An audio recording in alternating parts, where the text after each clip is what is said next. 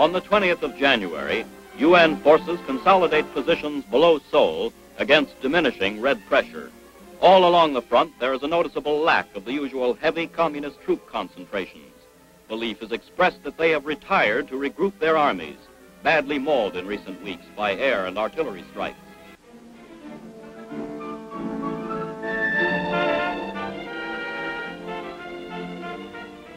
During the week of the 22nd to the 29th of January, the United Nations limited offensive moves northward as strong task forces recapture key cities and probe for the enemy's main line of defense. Here, a 25th Division combat team strikes north from positions below Osan to test communist strength and to occupy the many towns reported held by only token enemy units.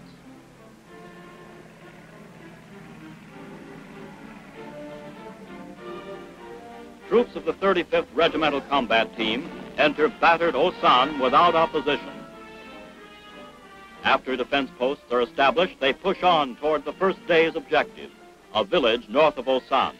Here, a soldier cleans and checks his machine gun to avoid the danger of stoppages in the wintry weather. Across a frozen stream, the men continue their advance along the road to Suwon. Other UN units to the east move 12 miles above Wonju, while Kumyangjang falls to Allied forces in an attack highlighted by a bayonet charge of the Turkish brigade. Naval units bombard Incheon in a diversionary raid. UN planes fly 700 sorties on this day, inflicting high losses against the enemy. Though tanks have not recently been encountered in any large numbers, the troops are well prepared for them. As the task force nears its day's objective, civilians coming from the village are methodically searched for weapons.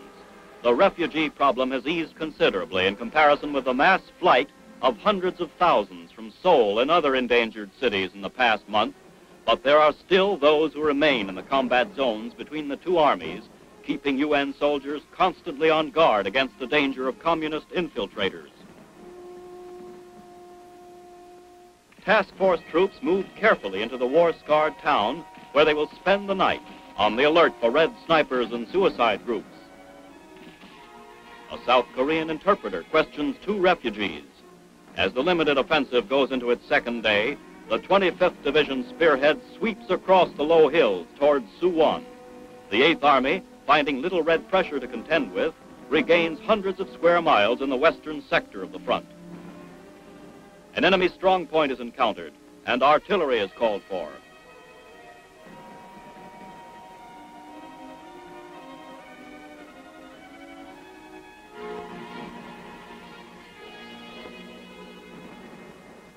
The 155 howitzer is zeroed in.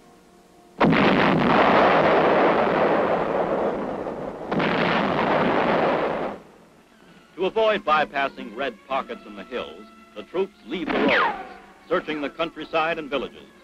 Prisoners are taken, some of the few found in the nearly deserted towns.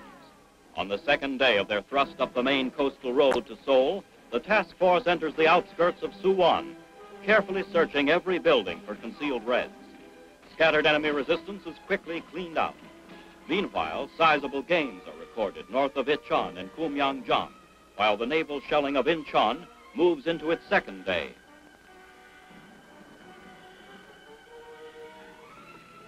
The day after Suwon's capture, an armored spearhead leaves the north gate, pushing on towards the Han River. Soon it meets the first strong red defensive lines, halting 12 miles from Seoul. General Joseph S. Bradley, assistant commander of the 25th Division, inspects his advancing troops. The customary inspection and interrogation of civilians begins at Suwon. Men of the 25th Division rest as reports come in that firm contact has finally been reestablished with major units of the enemy.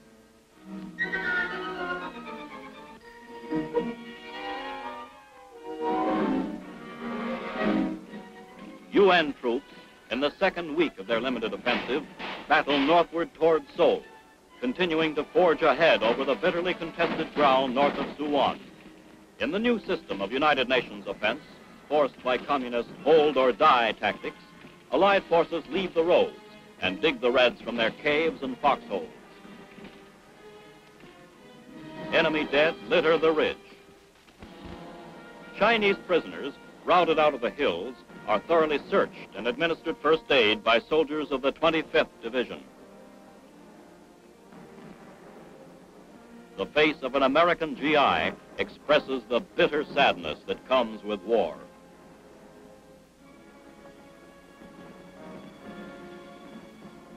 The captives are then escorted to the rear for further interrogation. Very few Chinese surrender to UN forces, as they are taught to expect swift execution upon capture. When convinced that they will not be killed, they are often eager to give information. A United Nations task force moves up for an assault on an enemy-held ridge north of Suwon as the offensive pushes steadily ahead. Realizing the dangers of over-fatigue, these hardened soldiers have learned to take advantage of every opportunity to rest. Now, well accustomed to the strenuous conditions of battle, the men group together in a well-earned sleep. General Bradley consults with the company commander of the Spearhead Unit, which will attack the communist strongpoint lying across the main road to Seoul.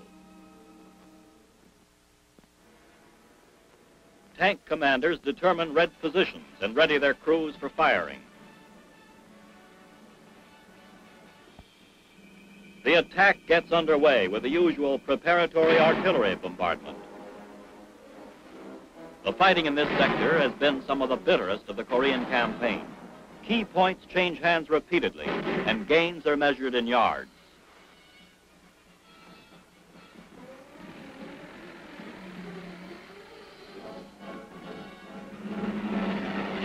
The tanks move up to new positions nearer the ridge and continue to blast away at the communist emplacements. The enemy returns the fire and scores a near miss on one of our tanks.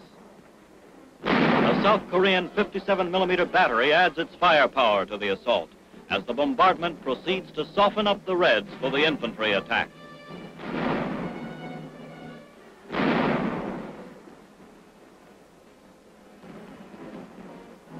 A South Korean officer calls for mortar fire, and the mortars lend their explosive voice to the artillery pounding.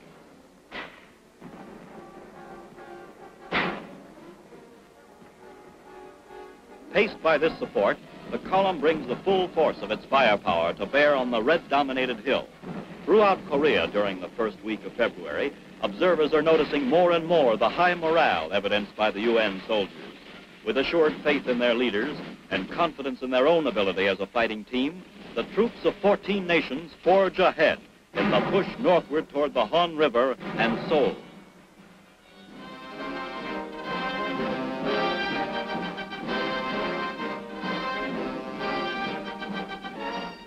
On the 10th of February, troops of the 25th Division reached the outskirts of Seoul. The Han River Bridge figures once more in the Korean fighting, and a familiar sign still stands. 3 badly frightened Chinese prisoners are brought in for questioning.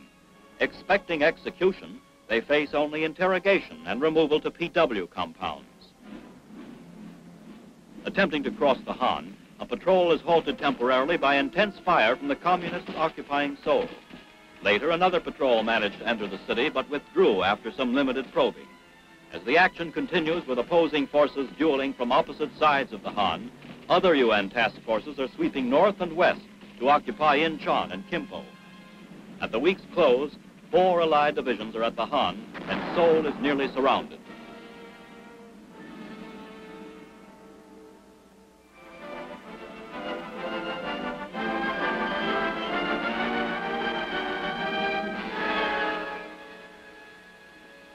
As the United Nations offensive goes into its 3rd week, the communist defense becomes more stubborn and fanatical. Enemy troops give ground slowly along most of the front in the face of spirited Allied attacks. Here in the central sector north of Incheon, 24th Division troops recapture Hill 704, which was taken from them by a Red assault on the previous night. A prisoner points out nearby Chinese positions. The big guns of the U.S. tanks are prepared for action, and having pinpointed enemy concentrations on the adjacent hills, bring their massed firepower to bear on the stubbornly resisting Reds entrenched on the slopes. In constant communication with the fire control center, the tanks continue their heavy bombardment. The enemy is blasted relentlessly in preparation for the following infantry attack.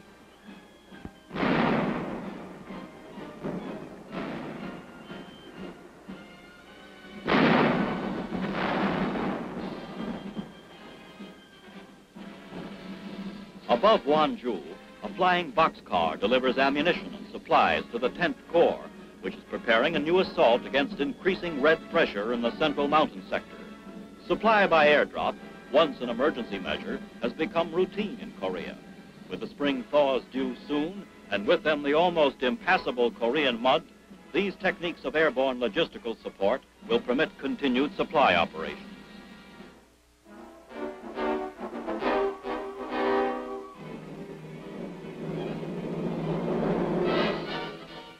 North of Icheon, 24th Division Artillery prepares to open fire on Hill 584, where UN forces are attempting to dislodge a stubborn enemy force.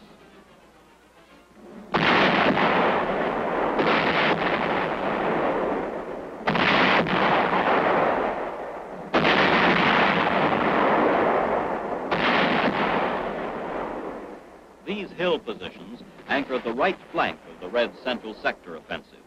By commanding the heights, UN troops hope to flank and cave in the communist advance.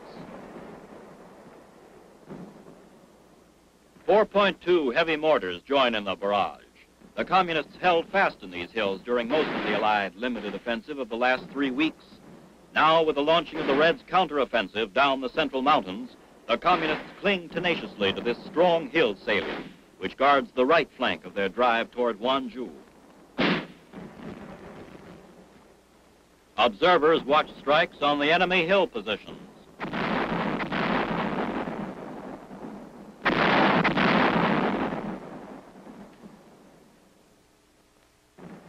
Under cover of the barrage, the men push up the steep terrain towards the objective.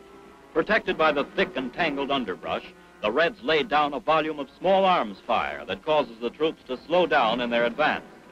During the last 10 days, key points in this hill area have repeatedly changed hands, with Allied gains being held down to a few thousand yards.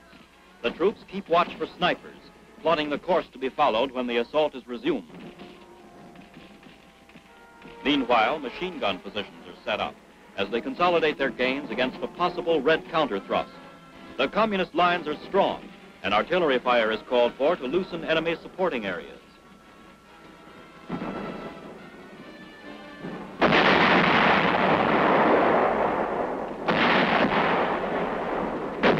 In spite of the initial bombardment, the Reds hold firm in their emplaced positions, dominating the heights. The howitzer shells smash lethal punches into the face of the enemy.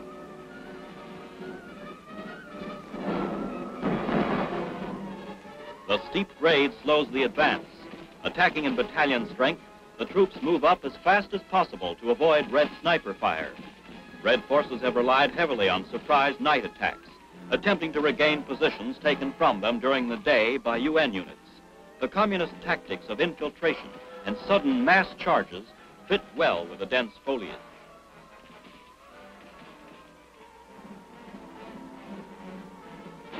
Supporting fire is supplied by heavy machine guns. The attack gets underway. The new assault carries forward to one section of the hill's crest, where UN troops are able to bring fire directly on the main enemy positions in close, rugged fighting.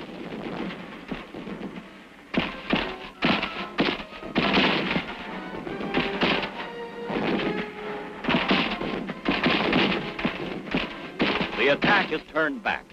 However, at week's end, an all-out drive crushes these positions, collapsing the right flank of the Reds' offensive. By the 18th of February, UN forces seize the initiative again as Operation Killer forges northward in the wake of the ill-fated Red breakthrough attempt. United Nations air power continues its around-the-clock pounding of men and materiel.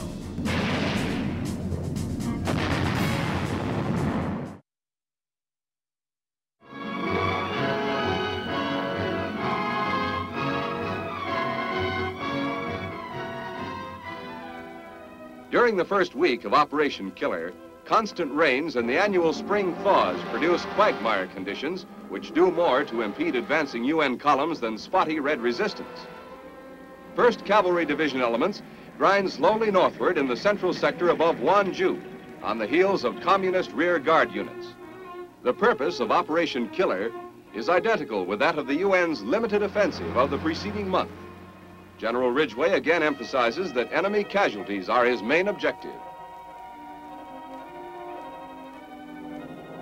C-119s of the Combat Cargo Command deliver artillery ammo to the 1st Cavalry in the central mountain sector, where the only troublesome red resistance is encountered.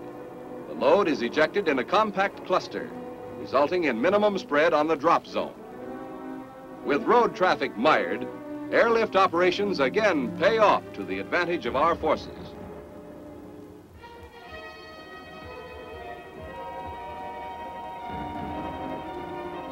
Nose fuses are screwed into place at an artillery forward position in the Korean hills. Powder increments are unpacked, ready for immediate use. The chain of supply ends as armored artillery batteries fire outgoing rounds at enemy-held points in the wooded hills.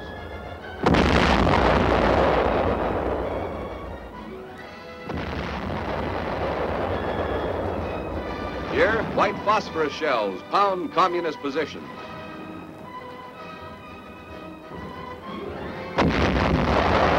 Air bursts hurl metal fragments into the enemy emplacements.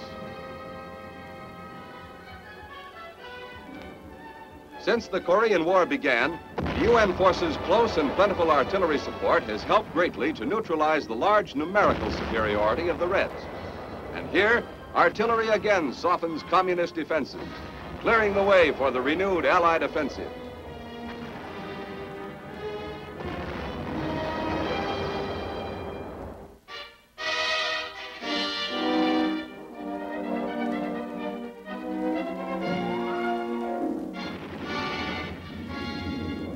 United Nations air power continues its around-the-clock pounding of men and materiel. Merciless attrition and interdiction sorties prevent the communists from consolidating in any large buildup of forces.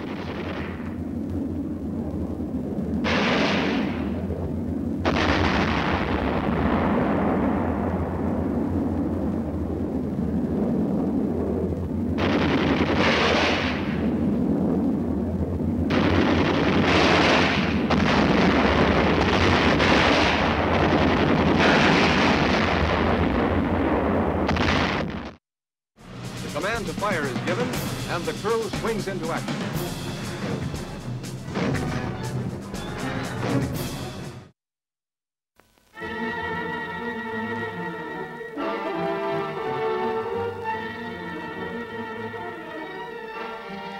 During the period 5 to 12 March, the United Nations attrition offensive moves steadily ahead in the Yangpyeong area north of the Han River.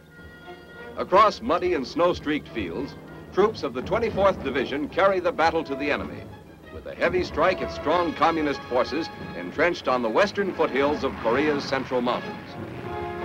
Heavy armor of the United Nations moves up in close support of the 24th Division riflemen. The 8th Army's numerically superior armor enables them to supply Allied foot soldiers with maximum support. These tanks, playing on the superstitious nature of the enemy, are painted with the markings of the tiger. Intensified armor-supported attacks of this kind are rolling back the Red aggressors along most of the front and are preventing them from initiating any offensive action of their own.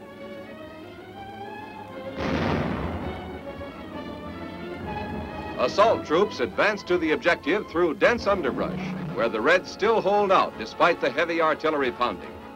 The attack moves to the crest of the hill, and grenades are used to blast the remaining defenders from their deep holes and caves, which enable them to weather the pre-attack pounding. As our advance forces secure the heights, reserve units entrench themselves in the valley to consolidate the gains. 3 midweek Chinese counterattacks are turned back by the 24th Division here in the area of the Pukon River as the Reds attempt to outflank the 25th Division salient to the west. Other groups take time out for food and rest before resuming the attack against Red strongpoints established on the adjacent hills. In preparation for the present assault, a forward mortar position is excavated in the frozen ground halfway up the hill. The mortar is emplaced in this advanced location where it will be able to fire upon the enemy-held high ground. The sights are aligned, and the 60mm begins its explosive attack.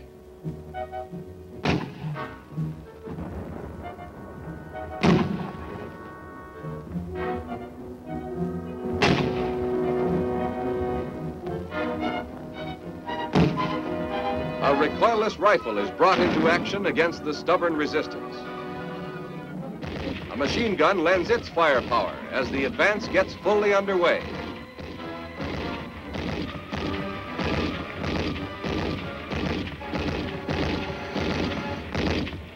A Chinese prisoner is brought in for questioning after the position is taken in a hard but surprisingly short fight. The PW is uncertain of what treatment to expect, and anticipating the worst, he warily eyes his captors as they execute only a thorough search.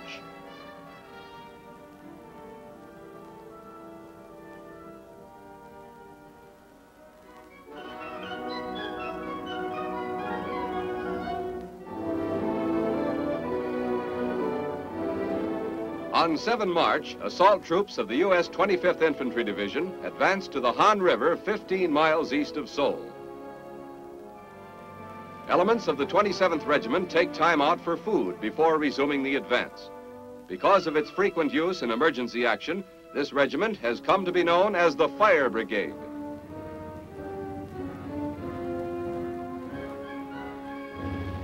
On the south bank of the Han, an engineer bulldozer clears an approach for a floating bridge to be erected across the river. This bridge will accommodate the medium tanks and other heavy vehicles.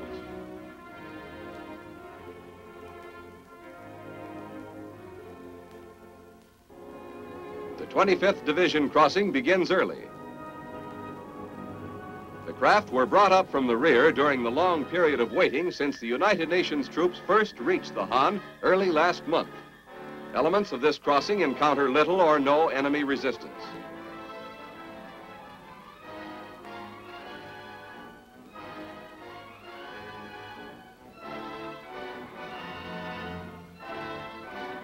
Men of a heavy mortar squad prepare breakfast, but remain constantly on the alert. The call comes. The command to fire is given, and the crew swings into action.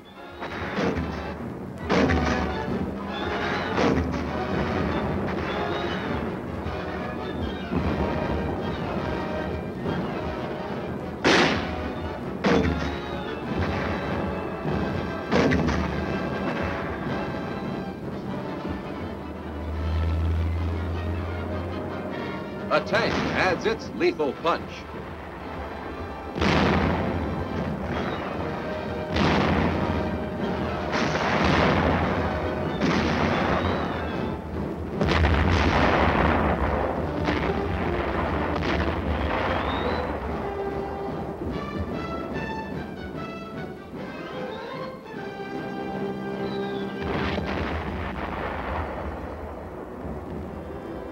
UN troops examine a deserted Chinese gun emplacement in the path of the advance.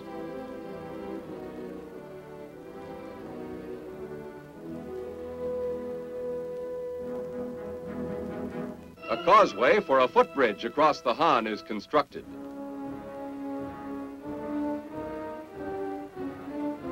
Ducks are brought up to accommodate a greater number of troops in the crossing. Later, they do double duty by bringing back Chinese prisoners. A short 2 hours after the initial crossing, U.S. engineers are well along in their construction of a footbridge. This bridge will provide additional means of crossing for larger groups of infantrymen.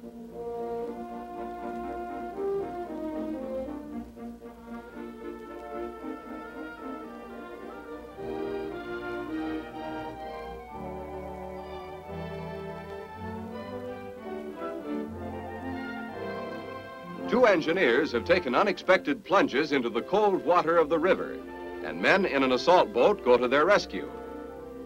The accident doesn't seem to dampen the spirits of either man, and soon the footbridge is completed and in operation.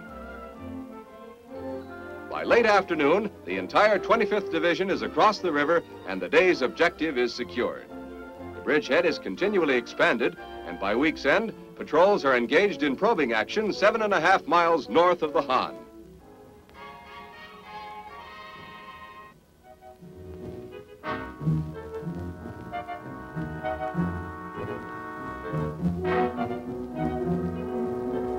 By mid-March, the renewed United Nations offensive is rolling steadily forward, nearing the 38th parallel.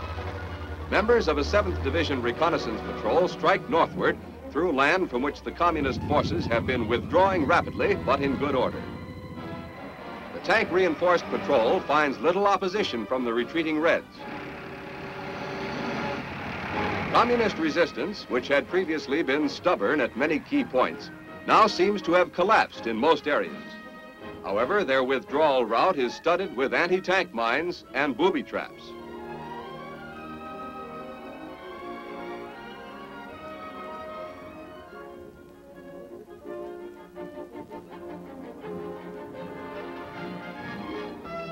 Mine detectors sweep the narrow roads. Engineers repair a road dynamited by the retreating Reds. The collapse of communist resistance below the parallel seems to indicate that the Reds hope to prepare their spring offensive in North Korea, unmolested by UN ground attacks. The blasted area is quickly restored, and the patrol continues toward the boundary line. Enemy casualties are low as the communists, pulling back mostly at night, carry out their retreat according to careful plan.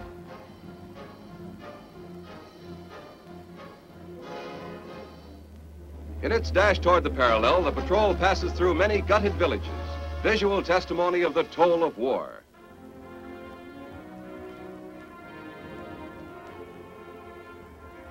One tank wallows in a stream, disabled by an enemy mine cleverly placed at the stream ford. Although time is precious, an attempt is made to tow the disabled tank from the water. Operating on a strict schedule, the patrol is attempting to reach the 38th parallel and return during the daylight hours. The tank bogs down in midstream and has to be abandoned. Loose equipment and removable armament are quickly stripped from the derelict tank.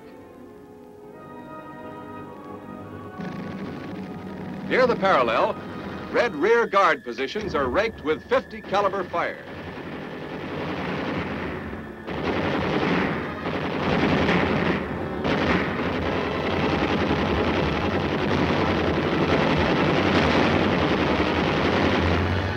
Miles short of their objective, the patrol finds a demolished bridge blocking further advance and heads back to report on enemy activity encountered.